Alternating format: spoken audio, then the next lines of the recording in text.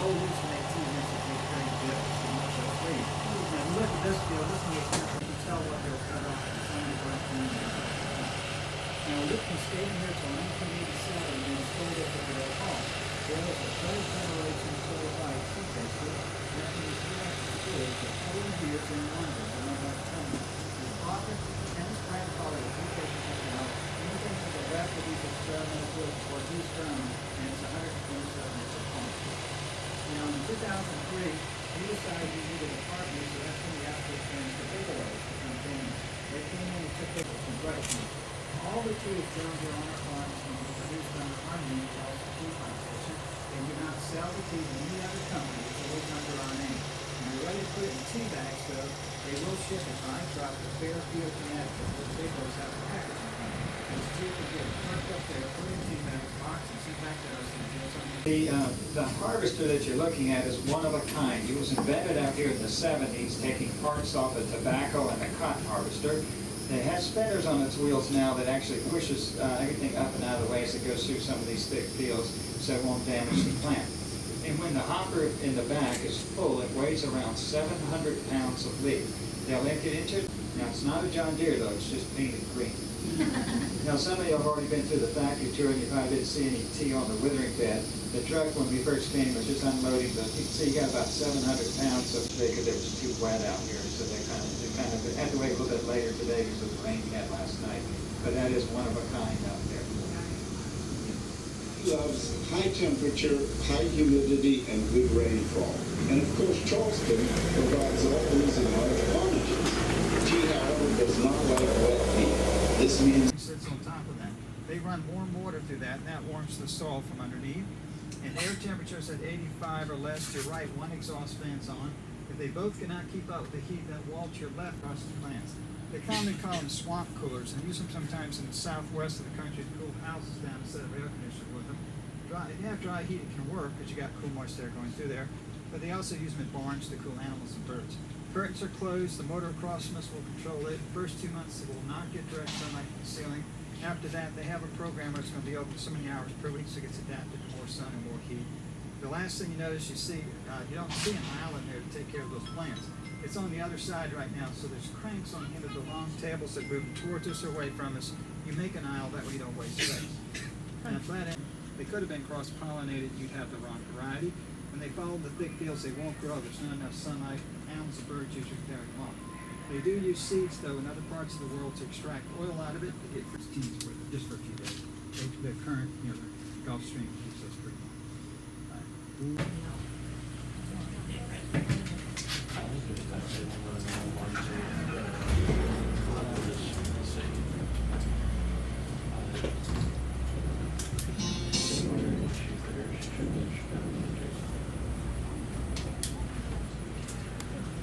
Now, ripe, be harvested again.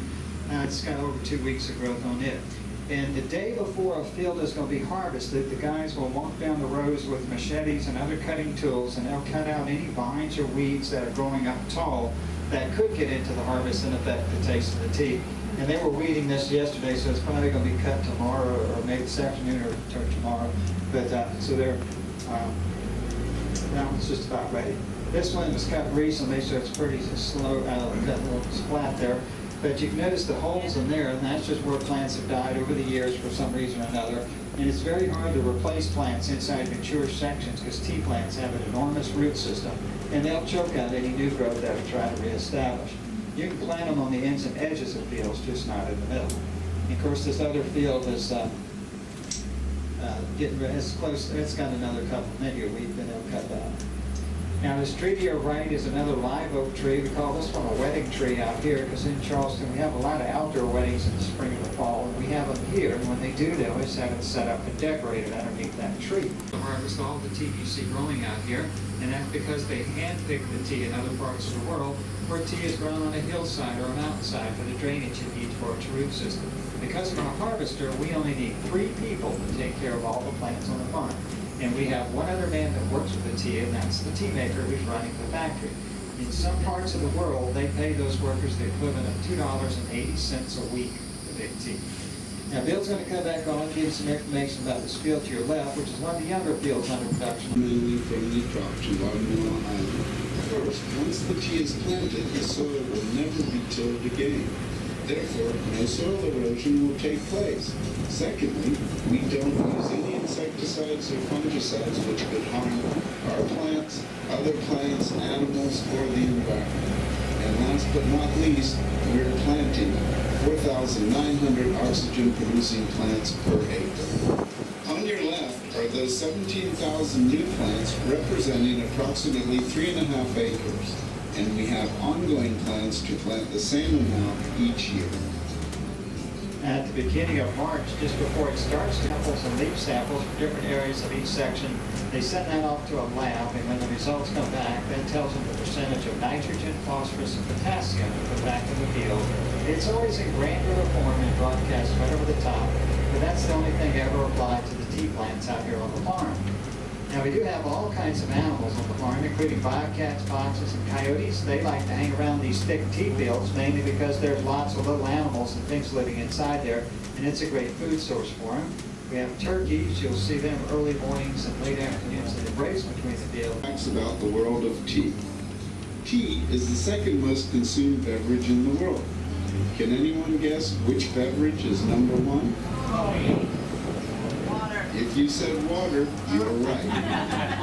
Here's another one. Does anyone know which country drinks the most tea per capita?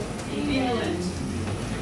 If you said Ireland, you were right again. The Irish are followed closely by the English. 80% of all the tea consumed in America is iced. Here in the South, that figure goes to 99%. Iced tea was invented in America at the 1904 St. Louis World's Fair. The India Pavilion was trying to serve hot tea on a very hot day. On the American Revolution.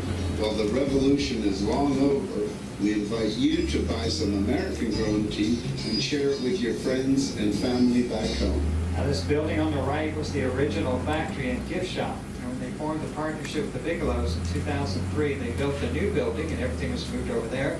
The field to your left is 2 sections, and that's what the farm's going to look like once they complete the open fields. They cut half of it one day, the other half whenever it's scheduled on that 20-day rotation. And you can see kind of where the half, the part a little bit behind us is the one section they cut it recently. The 2 guys over there, they're weeding that field, so they're starting to prepare that one for a harvest. They'll just go, they're just walking down there and cutting all that out of there. Now, we do not make tea.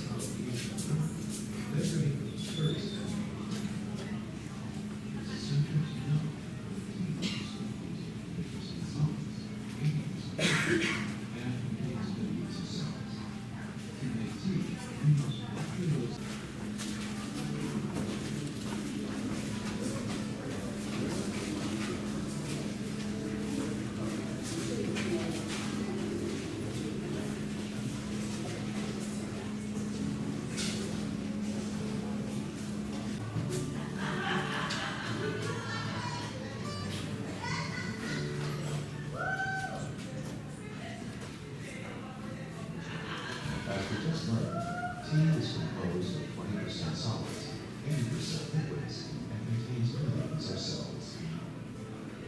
To make tea, we must whether we get black tea, oolong tea, or green tea. To rupture the cells and tear the tea leaf into hundreds of tiny pieces for tea bags, the wilted leaves are run through a machine called a roller vane. The roller vane is a cylindrical chamber containing a shaft with teeth called veins. High-speed rotating vanes interact with stationary vanes to crush and tear the leaves. It is this grinding in which ruptures the cells of the leaves and exposes their juices to air. We use two roller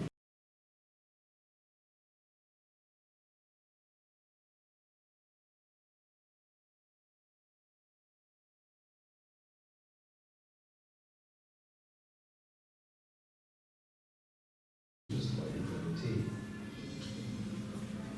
The static electricity is created by plastic wheels brushing up against metal pads.